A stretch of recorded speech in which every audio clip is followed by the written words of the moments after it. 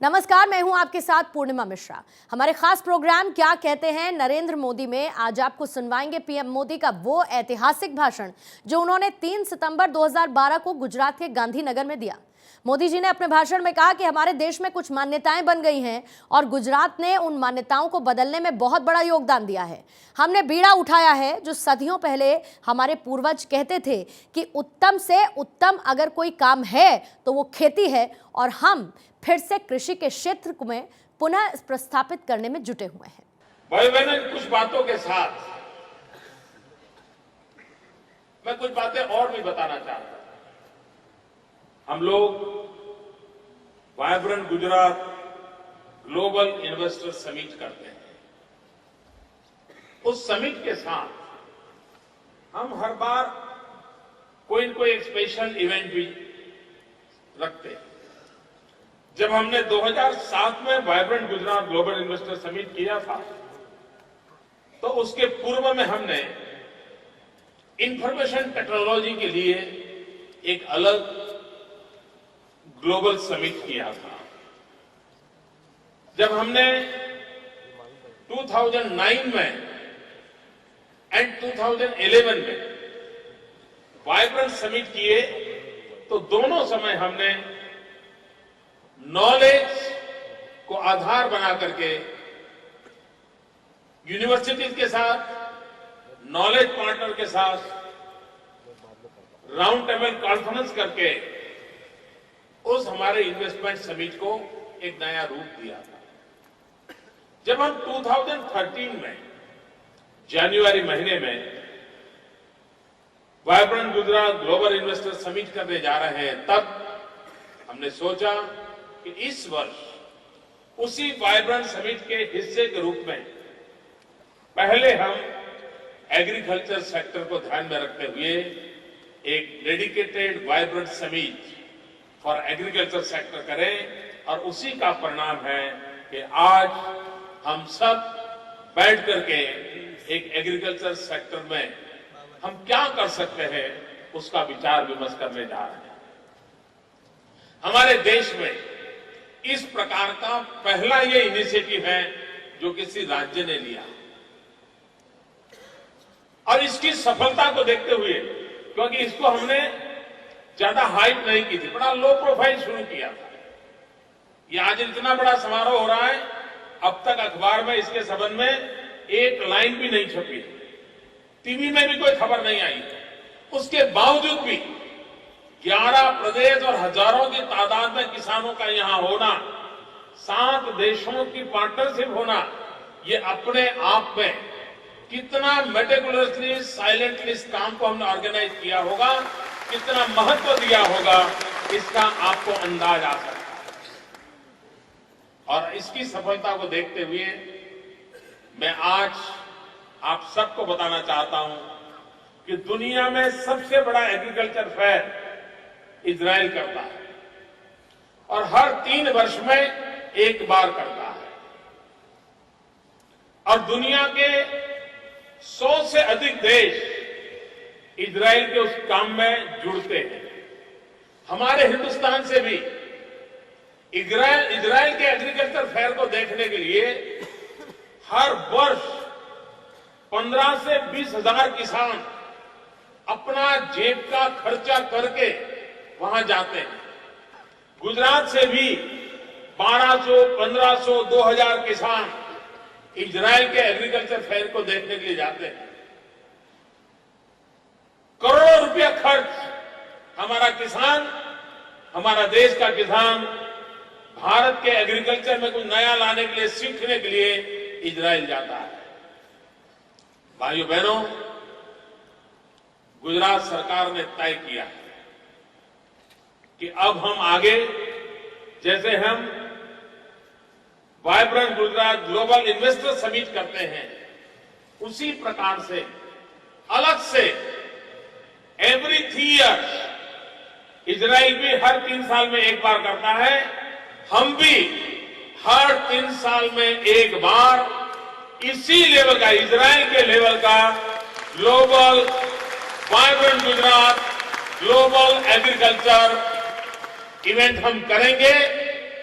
और उसमें कृषि के क्षेत्र में दुनिया में जितने नए संशोधन हुए हैं, दुनिया में जितनी नई प्रगति हुई है, हर 3 वर्ष में एक बार इसी महात्मा मंदिर में किसानों के लिए मैं मेला लगाऊंगा और हिंदुस्तान भर के किसान कृषि क्षेत्र में हम कैसे आगे बढ़े। हमारे देश में कुछ मान्यताएं बन गई हैं। गुजरात ने उन मान्यताओं को बदलने में बहुत बड़ा योगदान दिया। हमारे देश में खेती तो ऐसी होती है, भाई 1 एकड़ में इतना ही पैदा होता है। नहीं भैया, ये ज्वार किया तो ज्वार के बिना कुछ हो नहीं सकता है। ऐसी एक निराशा की मानसिकता घर कर गई है। हमने गुजरात के एक्सपीरियंस से देखा है कि हमारे यहां आज से 10 साल पहले मान्यता यही थी। एक जमाना था जब माना जाता था कि उत्तम खेती, मध्यम व्यापार और कनिष्ठ नौकरी, ये कहावत हर घर में थी हमारे यहां। लेकिन धीरे धीरे स्थिति क्या बनी?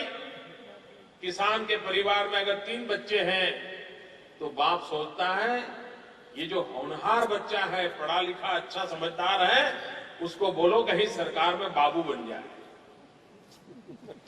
ये दूसरा थोड़ा ठीक है, चलो उसको कोई न कोई छोटी मोटी दुकान लगा दो, पान का ठेका लगा दो, व्यापारी में लगा दो, काम कर लेगा। ये जो बुद्धू बचा है घर में, तीसरा कम क्षमता है, चलो उसको खेती के काम में लगा दे। यानी घर में भी ये सोच बन गई थी कि भाई कृषि से कुछ निकलने वाला नहीं है, पेट भरने वाला नहीं है, घर चलने वाला नहीं है, छोड़ो यार, कृषि की तरफ इन्वेस्टमेंट करने की जरूरत नहीं है। जो बच्चा कम क्षमता वाला है उसी को उसमें लगा दो।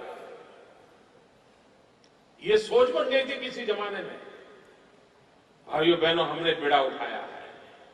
जो सदियों पहले हमारे पूर्वज कहते थे, अगर उत्तम से उत्तम कोई काम है तो खेती है, कृषि है, हम फिर से एक बार उसको पुनः प्रस्तावित करना चाहते हैं कि हिंदुस्तान जैसे देश में अगर उत्तम से उत्तम करने जैसा कोई काम है तो खेती है।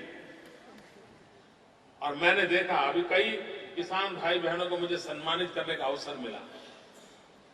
बहुत कम किसान उसमें ऐसे थे जो 50-55 से ऊपर की उम्र के थे। अधिकतम किसान नौजवान थे, धोती कुर्ते में नहीं थे, सर पे पगड़ी वाले नहीं थे, जींस का पैंट पहना हुआ। यानी नौजवान कृषि की ओर आकर्षित हुआ है, कृषि में नया प्रयोग करना चाहता है, उसने कृषि को महत्व दिया है।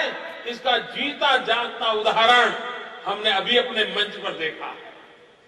अगर ये संभावनाएं पड़ी है तो हम लोगों का दायित्व बनता है कि हम कृषि को कैसे आगे बढ़ाएं। भाइयों बहनों, पहले हम कृषि के विषय में सरकार भी सोचती थी, देश की सरकार भी सोचती थी, तो क्या सोचती थी कि भाई फसल खराब ना हो जाए, ये देखो,